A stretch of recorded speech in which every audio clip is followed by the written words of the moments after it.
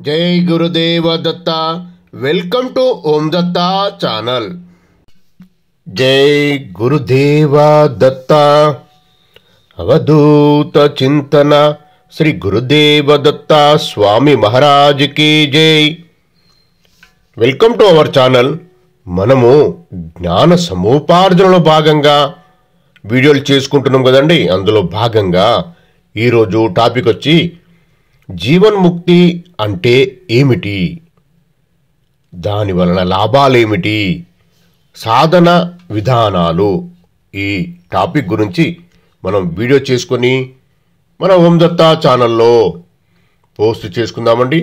ఆ పూర్ణ పరబ్రహ్మ పరమాత్మైన శ్రీ గురుదత్త ప్రభుల ఆశీర్వాదంతో ఈ సమాచారము, ఈ జ్ఞానము మనకు లభ్యమవుతుంది.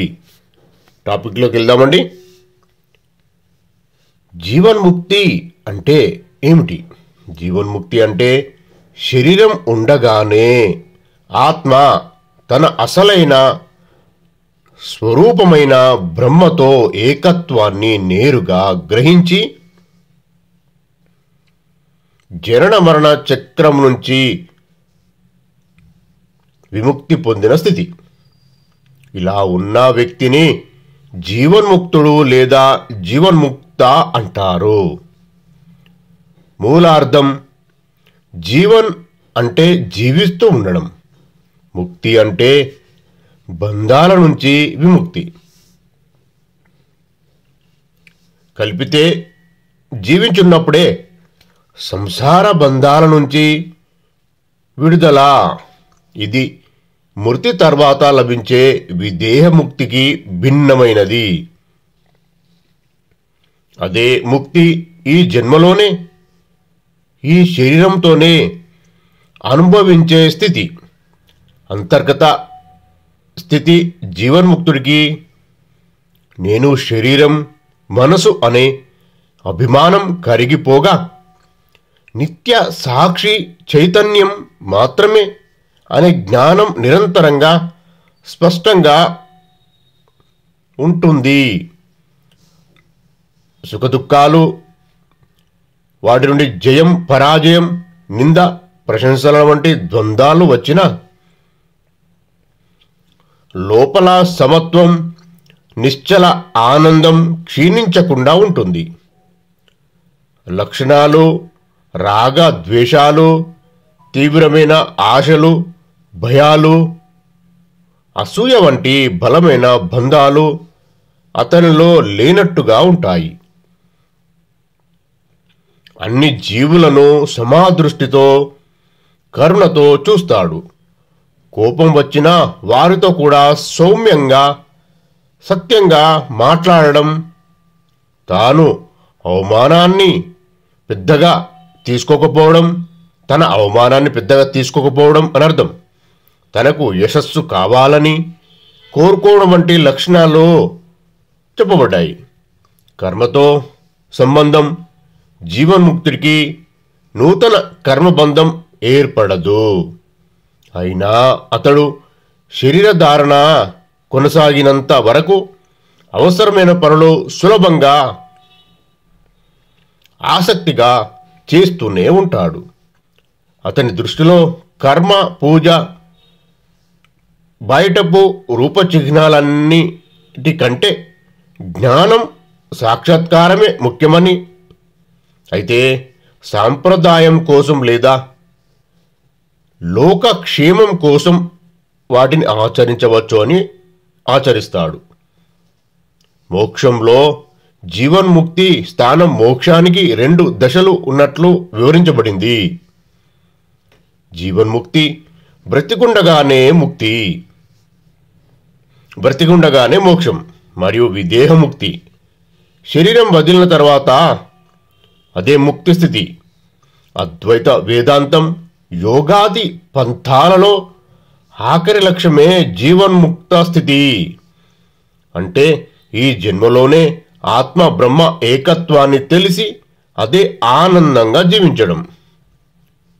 ఈ జీవన్ముక్తుడి ప్రధాన లక్షణాలు: రెండు మాటల్లో చెప్పాలంటే లోపల నిశ్చల బ్రహ్మానందం, బయట సంపూర్ణ సమత్వం. అంటే ఏ పరిస్థితిలోనైనా మనసు కదలకుండా అన్ని జీవుల పట్ల ప్రేమ కరుణతో ఆసక్తిగా జీవించే మహానుభావుడు. అంతర్గత స్థితి లక్షణాలు: నేను శరీరం, మనసు కాదు, నిత్య సాక్షి చైతన్యమే అన్న జ్ఞానం ఎప్పుడూ స్పష్టంగా ఉండటం. రాగద్వేషాలు, భయం, లోభం, ఘోర కోపం, అసూయ వంటివి వాటి మూలాన క్షీణించి మనసు ప్రశాంతంగా సమంగా నిలకడగా ఉండటం. సమత్వం మరియు ద్వంద్వాతీత స్థితి: సుఖ దుఃఖాలు, విజయ పరాజయాలు, నింద ప్రశంసలు వచ్చినా మనసు లోపల సమబుద్ధితో ఉండటం. ఎక్కువగా ఆనందం కానీ విచారం కానీ వాటితో ఊగకపోవడం, అంటే చలించకపోవడం. వేడి చల్లని, లాభ నష్టం, యశస్సు అపకీర్తి వంటి ద్వంద్వాలు వచ్చినా పెద్దగా కదలకుండా తన స్థితి తప్పకుండా నిలబెట్టుకోవడం.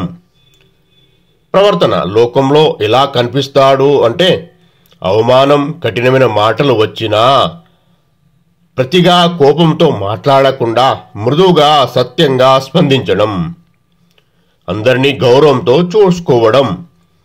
ఎవరిని హింసించకుండా అన్ని జీవుల హితాన్ని మాత్రమే కోరుకుంటూ తాను ఒంటరిగా ఉన్న జన సమూహంలో ఉన్న సమానంగా సంతోషంగా ఉండటం. స్వార్థరహిత్యం మరియు ఆసక్తి: నేను, నాది అనే అహంకారం, మమకారం ఎక్కువగా లేకుండా తన వ్యక్తిగత ఆశలు, మహిమ కోరికలు పూర్తిగా తగ్గిపోవడం. పనులు చేస్తూనే ఉండినా ఫలితంపై పట్టు ఉండకుండా ఏదో నిస్వార్థంగా లోకక్షేమం కోసం కర్మ చేయడం. హృదయ గుణాలు: స్వచ్ఛమైన ప్రేమ, కరుణ, దయ, సహనం, శాంత స్వభావం, మృదువైన మాటలు ఇవి జీవన్ముక్తుడిలో సహజంగా వెలువడే గుణాలు. ఎక్కువ మాట్లాడకుండా తక్కువ మాటల్లోనే ఎంతో బలమైన శాంతి, స్ఫూర్తి, జ్ఞానాన్ని ఇతరులకు అనుభవింపచేసే మహిమ కలిగి ఉండడం. జీవన్ముక్తుడు లోకంలో సామాన్య మనిషిలా కనిపించి ఆసక్తితో, సమత్వంతో, ధర్మానుగుణంగా వ్యవహరిస్తాడు. అతడు కర్మలకు బద్ధుడు కాడు. లోకోపకారం కోసం పనులు చేస్తూ ఫలాపేక్ష లేకుండా ఉంటాడు. ప్రజల విమర్శలు, అవమానాలు, దాడులు వచ్చినా మనసు చెల్లించకుండా, కోపం చూపకుండా మృదువుగా స్పందిస్తాడు. రోజువారీ జీవన శైలి: ఒకటి రాజులా జీవిస్తాడు, ఒకడు భిక్షువులా ఉంటాడు, ఒకడు ధ్యానంలో మునిగి ఒంటరిగా ఉంటాడు, మరొకడు లోకంలో కలిసి పనిచేస్తాడు. అంతా అతని స్వభావాన్ని బట్టి శరీర రక్షణ కోసం మాత్రమే పనులు చేస్తాడు. భయం, ఆశలు లేకుండా సంభవించినట్టు సహజంగా కర్మలు జరుగుతాయి అనే దృక్పథంతో ఉంటాడు. సమాజంలో వ్యవహారం కఠినమైన మాటలు, దుర్వాక్యాలు వచ్చినా సత్యంగా, మృదువుగా మాట్లాడతాడు. అందరినీ గౌరవంతో చూస్తూ ప్రశంస, వరాలు కోరకుండా ఉంటాడు. శాస్త్రాలు, ధర్మం ఉల్లంఘించకుండా స్వచ్ఛందంగా మంచి పనులు చేస్తాడు. ఎవరిని హింసించకుండా కరుణ, సేవాభావంతో ఉంటాడు. పరిస్థితుల్లో స్పందన: సుఖ దుఃఖం, వేడి చల్లని, లాభ నష్టం వచ్చినా సమతుల్యంగా ఉంటాడు. అసాధారణ సంభవాలు: సూర్యుడు చల్లని బాగా మారినా కదలకుండా ఉంటాడు. అతడిని సరైన భావంతో సాంప్రదించితే జ్ఞానం ఇస్తాడు. తప్పు ఉద్దేశంతో వస్తే మూర్ఖునిలా ప్రవర్తిస్తాడు. అంతా లోకహితం కోసం కర్మ, లోకక్షేమం పట్ల కర్మలు తనను తగులుకోలేవు. అయినా లోక బోధకు కొన్ని పనులు చేస్తాడు, లేదంటే నిషిద్ధాలు చేయడు. అంతా బ్రహ్మ దర్శనంతోనే జరుగుతుంది. అతడు లోపల బ్రహ్మానందంతో మునిగి బయట సంపూర్ణ స్వేచ్ఛగా లోకాన్ని తన శరీరంలా చూస్తూ జీవిస్తాడు. జీవన్ముక్తుడి మానసిక స్థితి పూర్తిగా సమతుల్యమైనది. ద్వంద్వాలు, సుఖదుఖం, లాభనష్టం వచ్చినా కదలకుండా రాగద్వేషాలు, భయం, కోపం, లోభం, అహంకారం పూర్తిగా క్షీణించి నేను బ్రహ్మమే అనే జ్ఞానంతో నిరంతరంగా నిలబడి ఉంటుంది. అంతర్గత శాంతి మరియు సమత్వం, మనసు స్థిరంగా ప్రశాంతంగా ఎలాంటి పరిస్థితుల్లోనైనా ఊగకుండా హర్షం, ఉత్తేజం లేదా శోకం, విచారం లేకుండా ఉంటుంది. అన్నింటికీ సమాదృష్టి, అందరినీ సమన్వయంతో చూడడం, బయటి ప్రపంచాన్ని మాయమాత్రంగా భావించి లోపల బ్రహ్మానందంలో మునిగి ఉండటం.